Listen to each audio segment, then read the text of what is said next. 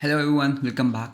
और इस वीडियो में हम एक बहुत ही कमाल की चीज़ देखने वाले हैं जो है वेब आरटीसी। तो तुम सब ने वीडियो कॉल तो कभी ना कभी यूज़ किया ही होगा, राइट? तुमने अपने किसी फ्रेंड को, तुमने अपने किसी रिलेटिव को वीडियो कॉल किया होगा कभी ना कभी।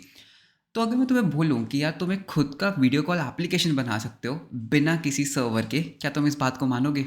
या फिर अगर मैं तुम्हें बोलूँ कि तुम किसी भी अपने दोस्त को कोई फाइल ट्रांसफ़र कर सकते हो बिना किसी कॉस्ट के या बिना किसी सर्वर के, या फिर तुम उसके साथ चैट कर सकते हो बिना किसी सर्वर या बिना किसी प्राइवेसी कंसर्न्स के, तो क्या तुम इस बात को मान सकते हो?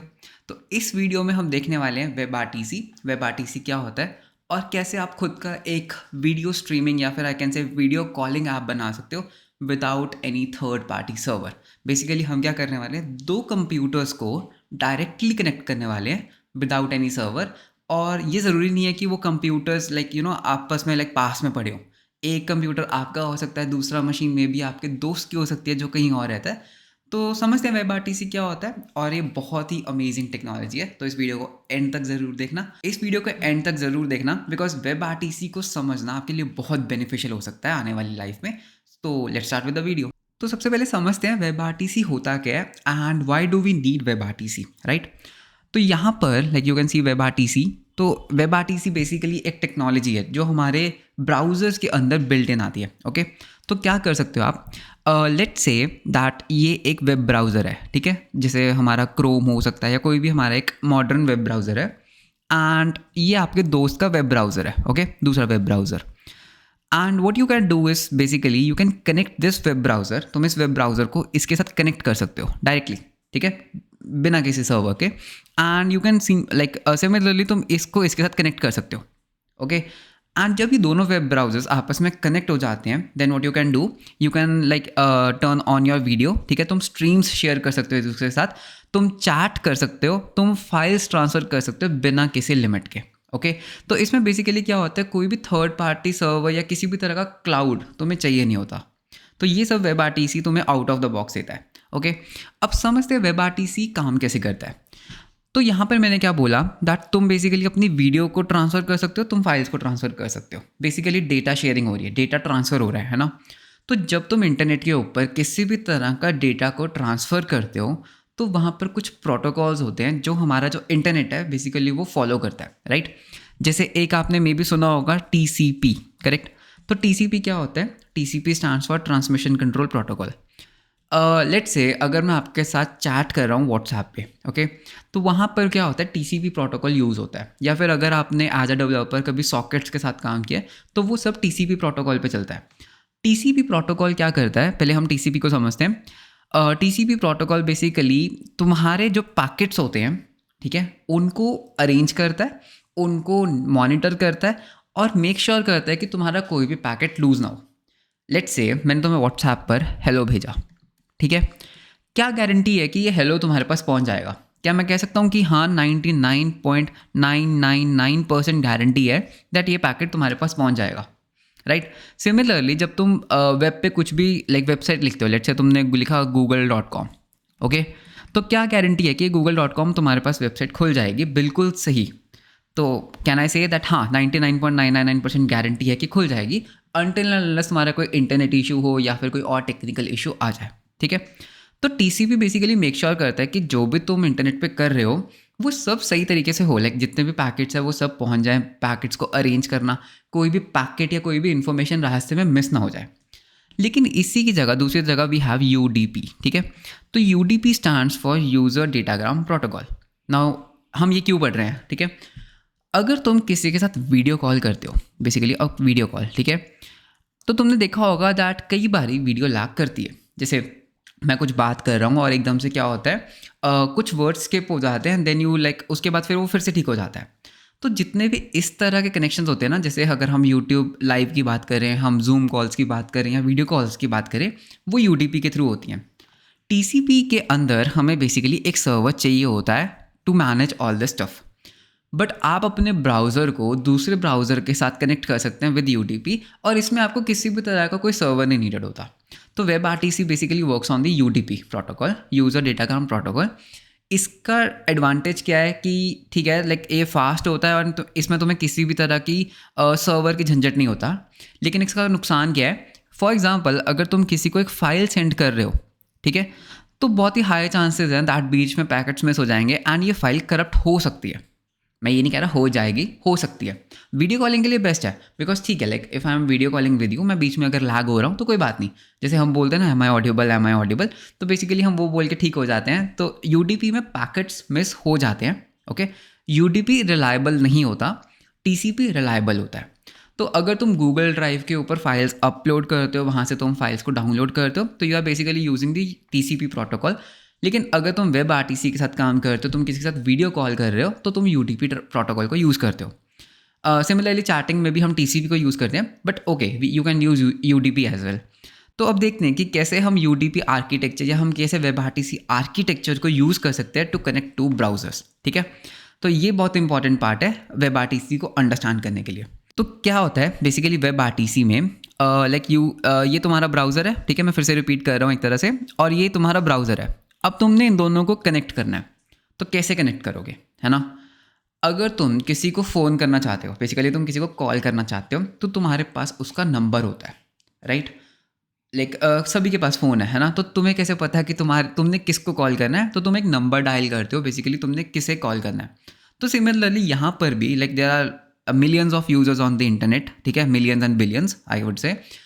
तुमने किसके साथ वीडियो कॉल करनी है तो तुम्हें पता कैसे लगेगा, ठीक है। तो यूडीपी में क्या होता है बेसिकली, आई कैन से, अगर मैं एक सिंपल लेमान में बात करता हूँ, अभी ज़्यादा टेक्निकल नहीं जाऊँगा, तुम्हारा एक आईपी एड्रेस होता है, राइट, और इस पर्टिकुलर का भी एक आईपी एड्रेस होता है, ठीक है। मैं पब्लिक आईपी की बात कर रहा हूँ, नॉट प्राइवेट आईपी। तो क्या मैं कह सकता हूँ कि जो मेरा आईपी एड्रेस है बेसिकली वो एक तरह का मेरा फ़ोन नंबर है, जिससे मैं खुद को आइडेंटिफाई कर सकता हूँ। सपोज़ मुझे अपने किसी फ्रेंड को वीडियो कॉल करना है, तो लाइक अब ब्राउजर्स में फ़ोन नंबर तो होता नहीं, राइट। तो क्या मैं बोल सकता हूँ कि ठीक है, अगर मुझे उसका आईपी एड्रेस पता है तो मैं उसको कॉल कर सकता हूँ। तो सिमिलरली दो ब्राउजर्स को आपस में कनेक्ट करने के लिए वाया वेब आरटीसी हमें दूसरे का आईपी एड्रेस पता होना चाहिए, करेक्ट। नाउ क्या तुम्हारे ब्राउज़र को तुम्हारा आईपी एड्रेस पता है? Like a simple question, like you have a machine that is connected to a internet, क्या तुम्हारे मशीन को तुम्हारा आईपी एड्रेस पता है? आई वुड से नो, ठीक है। बिकॉज दो तरह के आईपी एड्रेस होते हैं, one is the public IP address and one is private IP address. तुम्हारे डिवाइस को तुम्हारा प्राइवेट आईपी एड्रेस तो पता है, लेकिन पब्लिक आईपी एड्रेस नहीं पता। अब ये पब्लिक आईपी एड्रेस क्या होता है, प्राइवेट आईपी एड्रेस क्या होता है, समझते हैं। जैसे तुम्हारा घर पर एक डिफरेंट नेम होता है, राइट, एंड बाहर तुम्हारा एक डिफरेंट नेम होता है। सिमिलरली तुम्हारे पास दो तरह के आईपी एड्रेस होते हैं, वन प्राइवेट जो तुम्हारे घर के अंदर होता है, या आई कैन से तुम्हारे बेसिकली ऑर्गेनाइजेशन के अंदर होता है। दूसरा तुम्हारे पास होता है पब्लिक, जो बेसिकली पब्लिकली एक्सपोज होता है। तुम्हारा जो डिवाइस है वो डायरेक्टली एक्सपोज नहीं होता पब्लिक इंटरनेट पर, ओके। तो होता क्या है, like if I say that ये तुम्हारी मशीन है, ये तुम्हारा लैपटॉप है, तुम्हारा लैपटॉप डायरेक्टली इंटरनेट से कनेक्ट नहीं होता, तुम्हारा लैपटॉप बेसिकली एक राउटर से कनेक्टेड होता है, ठीक है। तो ये क्या है, एक राउटर है, एंड ये राउटर बेसिकली पूरे इंटरनेट से कनेक्टेड होता है। कैन आई से दैट, मतलब ठीक है, मैं इसमें आईएसपी वगैरह की बात नहीं कर रहा, बट ठीक है, तो ये इंटरनेट है लेट्स से, एंड तुम्हारी मशीन किससे कनेक्टेड है, एक राउटर से, एंड राउटर आगे किससे कनेक्टेड है, इंटरनेट से। अब ये राउटर क्या करता है ना, बेसिकली ये राउटर ना तुम्हारे एक मैपिंग बनाता है, ठीक है। लेट्स से तुम्हारे घर पे एक मोबाइल है, एक लैपटॉप है एंड एक टीवी है जिसमें इंटरनेट चलता है, एंड ये सारे डिवाइसेस जो हैं वो बेसिकली कनेक्टेड हैं तुम्हारे इस राउटर से। तो राउटर क्या करेगा, इन सबको ना एक आईपी एड्रेस देगा। लेट्स से एग्जांपल ले लेते हैं, इसका आईपी एड्रेस है 1, इसका आईपी एड्रेस है 2, इसका आईपी एड्रेस है 3। इसको हम बोलते हैं प्राइवेट आईपी। क्या मैं कह सकता हूँ कि जैसे लाइक तुम अकेले तो नहीं हो जो इंटरनेट यूज़ कर रहा है, ठीक है। तो लेट्स से ये मैं हूँ, मेरे घर पे भी एक राउटर लगा है, एंड मेरे पास भी एक लैपटॉप है, करेक्ट, एंड मेरे पास भी एक मोबाइल है जो बेसिकली सेम राउटर से कनेक्टेड है, and this router is again connected to the internet. तो मेरा राउटर भी क्या करेगा, मुझे भी एक आईपी एड्रेस असाइन कर देगा। तो लेट्स से मेरे राउटर ने क्या किया, मेरे इस लैपटॉप को 1 आईपी एड्रेस दे दिया, इसको 2 दे दिया। तो अब यहाँ पर क्या हो रहा है, सी यहाँ पर तुम्हारे लैपटॉप का आईपी एड्रेस भी 2 है, मेरे लैपटॉप का आईपी एड्रेस भी 2 है, बट वो प्राइवेट आईपी एड्रेस है, ठीक है। इंटरनेट में क्या होगा, इस पर्टिकुलर मॉडेम का भी एक एड्रेस होगा जिसको आगे हम बोलते हैं पब्लिक आईपी, ठीक है। तो इसका अपना कुछ पब्लिक आईपी होगा और इसका भी अपना कुछ एक पब्लिक आईपी होगा, एंड ये पब्लिक आईपीज कभी भी सेम हो ही नहीं सकते ओवर द इंटरनेट, ठीक है। तो क्या होता है, लाइक फॉर एग्जांपल डिवाइस 2 ने राउटर को बोला मुझे google.com चाहिए, ठीक है। राउटर इंटरनेट पे जाएगा खुद का एक पब्लिक आईपी एड्रेस लेके और इंटरनेट को बोलेगा यार google.com दे दो, इसको google.com मिल जाएगा। अब इसको पता है कि डिवाइस नंबर 2 ने बेसिकली मेरे को रिक्वेस्ट किया था, तो ये क्या करेगा, डिवाइस नंबर 2 को google.com दे देगा। अब पॉइंट क्या है यहाँ पर, ठीक है, अब हमारे पॉइंट पे वापस आते हैं। इस लैपटॉप को ये तो पता है दैट मेरा जो आईपी एड्रेस है ना वो 2 है, लेकिन मेरा पब्लिक आईपी एड्रेस क्या है इस मशीन को नहीं पता। और हमारी रिक्वायरमेंट क्या है कि ये पर्टिकुलर मशीन, बेसिकली ये पर्टिकुलर लैपटॉप इस पर्टिकुलर लैपटॉप से ना डायरेक्टली कनेक्शन बनाना चाहता है। तो अब वो बोलेगा यार मेरा तो आईपी एड्रेस 2 है, तो और ये बोलेगा यार मेरा 1 है, तो क्या 1 डायरेक्टली 2 से कनेक्ट कर सकता है विदाउट नोइंग दी पब्लिक आईपी एड्रेस? नो। तो सबसे पहले रिक्वायरमेंट क्या होती है, हमारी मशीन को पता होना चाहिए दैट पब्लिकली उसको क्या आईपी एड्रेस असाइन हुआ है, ठीक है। तो उसके लिए लाइक इस चीज़ को सॉल्व करने के लिए हमारा पहला कंपोनेंट आता है that is turn servers. Okay, I can say turn servers या फिर जैसे हम बोलते हैं आइस सर्वर्स होते हैं। ओके, तो ये जो आइस, देखो मैं एक ओवरव्यू दे रहा हूँ, मैं ज़्यादा डेप्थ में नहीं जाऊँगा। तो जो टर्न सर्वर्स और आइस सर्वर्स होते हैं ये बेसिकली क्या करते हैं, ये जो मेरा लैपटॉप है, बेसिकली मेरी मशीन है ना, ये बेसिकली क्या करते हैं, ये अपने राउटर को बोलते हैं यार एक रिक्वेस्ट करो एक टर्न सर्वर पे या एक आइस सर्वर पे। ये आइस सर्वर बदले में हमारे ये क्या करता है, बेसिकली रिस्पॉन्स में बताता है कि किस पर्टिकुलर आईपी एड्रेस से मेरे पास इन्फॉर्मेशन आई और ये इन्फॉर्मेशन यहाँ पे फॉरवर्ड हो जाती है। एंड जब ये प्रोसेस पूरा होता है तो मेरे लैपटॉप को पता लग जाता है कि उसको पब्लिकली क्या आईपी एड्रेस असाइंड है। एक क्लासिक एग्जाम्पल देता हूँ, ठीक है। तुमने अपने टीचर का कुछ नाम रख रखा है, कुछ फनी नेम, ठीक है। क्या तुम्हारे टीचर को पता है कि बाहर उनका क्या नेम है? नहीं। अगर उनको पता करना है कि बाहर उनका क्या नेम है तो बेसिकली वो क्या करेंगे, किसी बच्चे से जाके पूछेंगे कि यार तुम लोग मुझे क्लास में क्या बुलाते हो। सिमिलरली ये जो आइस कैंडिडेट है ये वो बच्चा है, ठीक है, और ये जो कंप्यूटर है बेसिकली ये वो टीचर है। तो इसको नहीं पता कि पब्लिकली इसको क्या आईपी एड्रेस असाइंड है। तो ये क्या करता है, ये बेसिकली इस बच्चे के पास आता है, ठीक है, एंड ये पूछता है यार बताओ मुझे क्या आईपी एड्रेस मिला है, और ये इसको बता देता है यार मेरे पास ना जब ये रिक्वेस्ट आई थी तो तुम्हारा ये आईपी एड्रेस था, तो ये तुम्हारा पब्लिक आईपी है।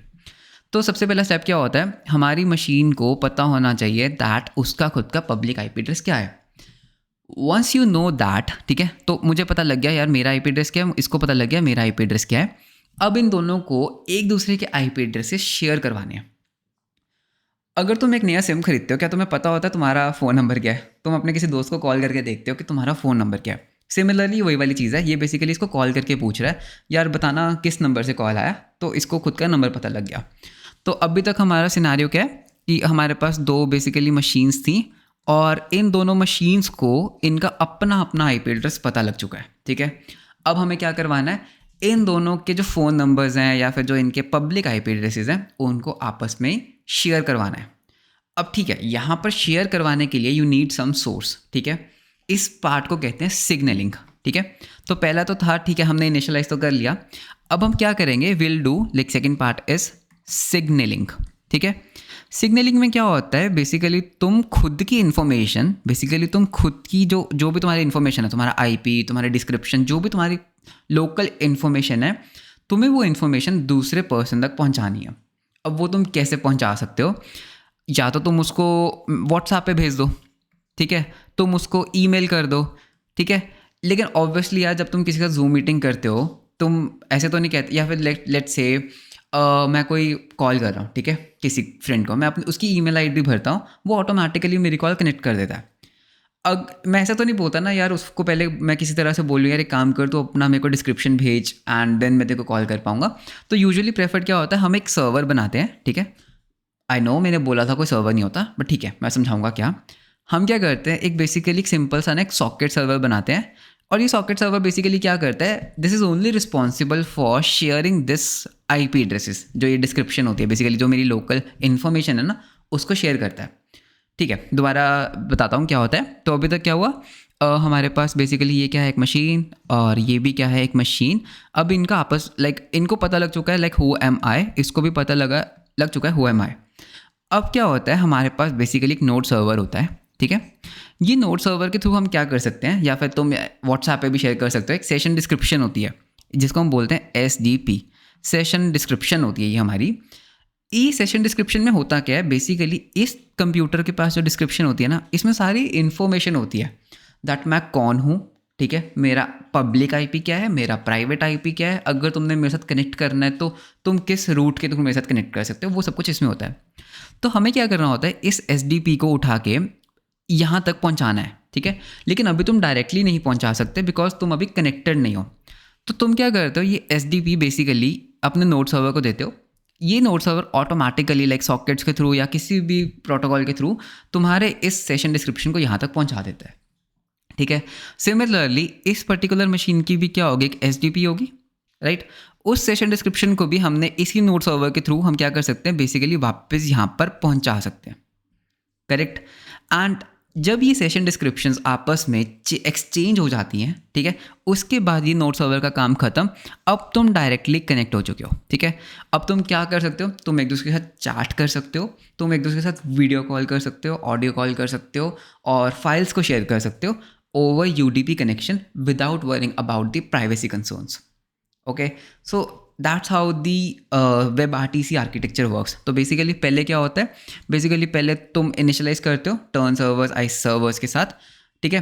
टर्न सर्वर्स बेसिकली क्या करते हो, वो बताते हैं हु आर यू एंड कैसे कनेक्ट करना है। उसके बाद हमारा प्रोसेस क्या आता है, सिग्नलिंग। बेसिकली सिग्नलिंग सर्वर क्या करता है, तुम्हारी सेशन डिस्क्रिप्शन को बेसिकली एक्सचेंज करने में हेल्प करता है, nothing more than that, okay. और थर्ड क्या होता है, जब तुम दोनों कनेक्ट हो चुके हो then you start sharing your files and folders या फिर लाइक वीडियो कॉल एक दूसरे के साथ। तो ये बहुत ही एक ओवरव्यू था WebRTC काम कैसे करता है। लाइक मेरे को बहुत अमेजिंग लगता है WebRTC, ठीक है। जब मैंने WebRTC पढ़ना शुरू किया था तब यूट्यूब पे ज़्यादा ट्यूटोरियल्स भी नहीं थे और ऐसे समझाने के लिए तो कोई भी नहीं था। अब WebRTC की सबसे बड़ी ड्रॉबैक के बारे में बात करते हैं, ठीक है। इस आर्किटेक्चर की सबसे बड़ा ड्रॉबैक क्या है, दैट इसमें सिर्फ और सिर्फ 2 लोग ही कनेक्ट हो सकते हैं। बेसिकली जो WebRTC होता है that is a P2P connection. P2P क्या होता है, पीयर टू पीयर कनेक्शन, ठीक है। Third person can not connect to this architecture because you can see that इसका एसडीपी बेसिकली इस मशीन के पास है, इसका एसडीपी इस मशीन के पास है, एंड ये दोनों आपस में कनेक्ट हो चुके हैं। तो थर्ड पर्सन कनेक्ट नहीं हो सकता इसमें, ठीक है। इस आर्किटेक्चर को कहते हैं P2P, that I already told you. तो P2P बेसिकली जहाँ पर तुम्हें 2 लोगों को कनेक्ट करना है उसके लिए बेस्ट होता है, ठीक है। एग्जाम्पल दे देता हूँ, फॉर एग्जाम्पल ओमेगल तो सबने यूज़ किया होगा, ठीक है।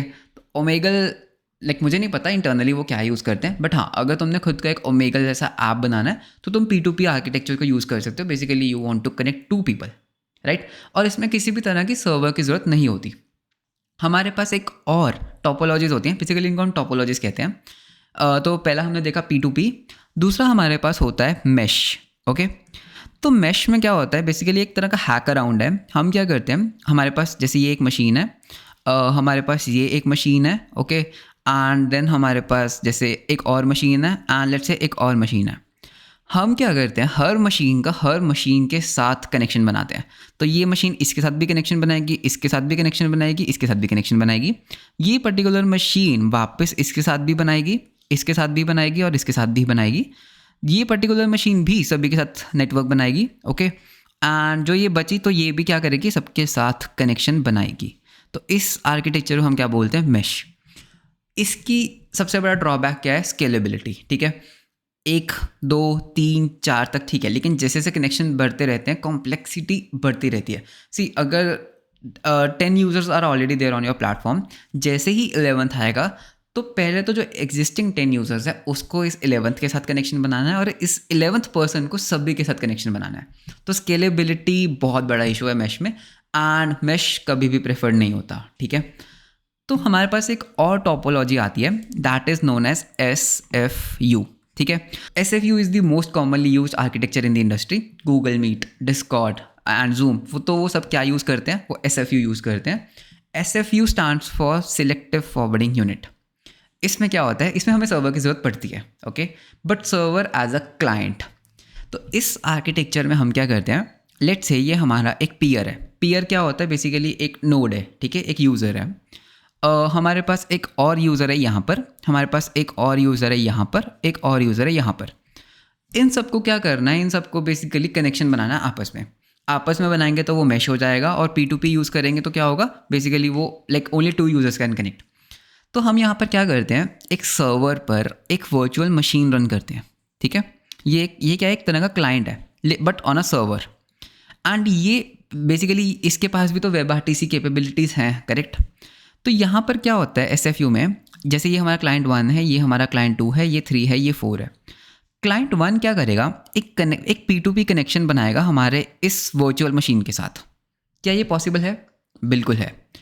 क्लाइंट 2 भी क्या करेगा, एक P2P कनेक्शन बनाएगा यूजिंग वेब आरटीसी इस पर्टिकुलर क्लाइंट के साथ, ठीक है। ये भी क्या करेगा, एक कनेक्शन बनाएगा, ठीक है, हमारे इस मशीन के साथ, और ये भी क्या करेगा, एक कनेक्शन बनाएगा, विच इज़ ओके, ठीक है। एंड ये हमारी जो वर्चुअल मशीन है, ये क्या करेगी, बेसिकली इन चारों की वीडियो लेगी। अगर हम एक वीडियो कॉल आप बना रहे हैं, उसका एक वीडियो बना देगा, ठीक है। तो ये क्या करेगा, बेसिकली एक फ्रेम बना देगा, एक ग्रिड बना देगा, जिसमें यहाँ पे यूज़र 1 की वीडियो है, यहाँ पे 2, यहाँ पे 3, यहाँ पे 4, और इस पूरी चीज़ को एक स्ट्रीम बना देगा, ठीक है। और ये स्ट्रीम इसको भी दे देगा, यही स्ट्रीम इसको दे देगा, ठीक है, यही स्ट्रीम इसको दे देगा, एंड यही स्ट्रीम इसको दे देगा। सो बेसिकली SFU में क्या होता है, सारे क्लाइंट्स अपनी अपनी स्ट्रीम एक सर्वर को देते हैं, एंड इन रिटर्न उनको एक कंपोज्ड स्ट्रीम मिल जाती है जिसमें सबकी वीडियो होती है। तो basically peer to peer connection ही होता है, बट विद अ सर्वर, मतलब एक सर्वर के ऊपर एक क्लाइंट होता है उसके साथ। तो ये सबसे कॉमनली यूज़ होता है, ठीक है। तो गूगल मीट एंड जूम वगैरह वो सब क्या यूज़ करते हैं, SFU आर्किटेक्चर यूज़ करते हैं। मैश आर्किटेक्चर नहीं यूज़ होता because of its drawback. And if you want to connect to 2 people तो P2P कनेक्शन यूज़ होता है। Now if you want to create your own video calling application using HTML CSS and a little bit of node server, तो मैंने उसके ऊपर एक detailed series लिखी है मेरी अपनी वेबसाइट पर, दैट इज़ piyushgarg.dev। तो आपको ये वेबसाइट विजिट करनी है, and you have to go this web RTC, इस पे क्लिक करना है, इस बटन पे। तो यहाँ पर आपको कुछ आर्टिकल्स मिलेंगे, इनको आपको सीक्वेंस में रीड करना है, ओके। तो सबसे पहले आर्टिकल अगर मैं ओपन करता हूँ, तो इसमें बेसिकली क्या है, इसमें मैं समझा रहा हूँ कि वेब आरटीसी होता क्या है। तो अगर हम थोड़ा थोड़ा नीचे जाते हैं, इसमें कोड भी है पूरा, ओके। तो ये वो आर्किटेक्चर है जिसकी मैं बात कर रहा था। तो इसमें क्या होता है, सबसे पहले जो क्लाइंट A है वो एक ऑफ़र सेंड करता है हमारे सर्वर को। ऑफ़र क्या, बेसिकली SDP जो मैं बता रहा था, सेशन डिस्क्रिप्शन भेजता है दैट यार एक काम करो, ये A बोलता है यार मेरे को B के साथ कनेक्ट करना है, और ये मेरी क्या है, ऑफ़र है। उसके बाद ये वाली ऑफ़र बेसिकली सेंड हो जाती है B को, B उसको एक्सेप्ट करता है, और फिर क्या करता है, उसका एक अपनी जो खुद की सेशन डिस्क्रिप्शन होती है वो बेसिकली सेंड कर देता है वापस। और ये वाली जो B का जो आंसर होता है, बेसिकली B की जो डिस्क्रिप्शन होती है वो हमारे A के पास चली जाती है। एंड उसके बाद क्या होता है, ये दोनों ब्राउज़र्स आपस में कनेक्ट हो जाते हैं, ओके। तो यहाँ पर और कोड है, ठीक है, तो आप इसको रीड कर सकते हो। अगर आप खुद का एक ऐप बनाना चाहते हो तो कुछ इस तरीके का ऐप बनेगा, ठीक है। तो as you can see on screen, तो यहाँ पर क्या होगा, आपको ऑनलाइन यूज़र्स दिखेंगे और ये उनके IDs दिखेंगी। बेसिकली इसे मैंने बताया था फ़ोन नंबर। तो लेट्स से इस यूज़र को इसके साथ कनेक्ट करना है, ठीक है। तो जैसे आप इस पर क्लिक करोगे तो आपको सबसे पहले आपकी खुद की वीडियो दिखेगी, यहाँ पर आपकी खुद की वीडियो आ रही है, राइट। एंड उसके बाद जैसे से आप नीचे जाओगे, आप किसी भी यूज़र के ऊपर क्लिक कर सकते हैं, एंड उसके साथ आप कनेक्शन बना के उसकी वीडियो भी आपको शो होनी शुरू हो जाएगी। तो ये पूरी एक डिटेल्ड सीरीज़ है, देयर इज़ 1 2 3 4, और मैंने आर्किटेक्चर्स के बारे में भी एक्सप्लेन किया। तो go ahead and read, and just in case अगर आप चाहते हो कि मैं इसके ऊपर भी एक वीडियो बना दूँ, okay, on this particular topic web RTC with react या फिर HTML, तो आप मेरे को कमेंट्स में बता सकते हैं। एंड अगर आपको वीडियो अच्छा लगा, do hit the subscribe button, and इस वीडियो को लाइक ज़रूर करना। मिलते हैं आपको नेक्स्ट वीडियो में। Until then, bye bye, take care.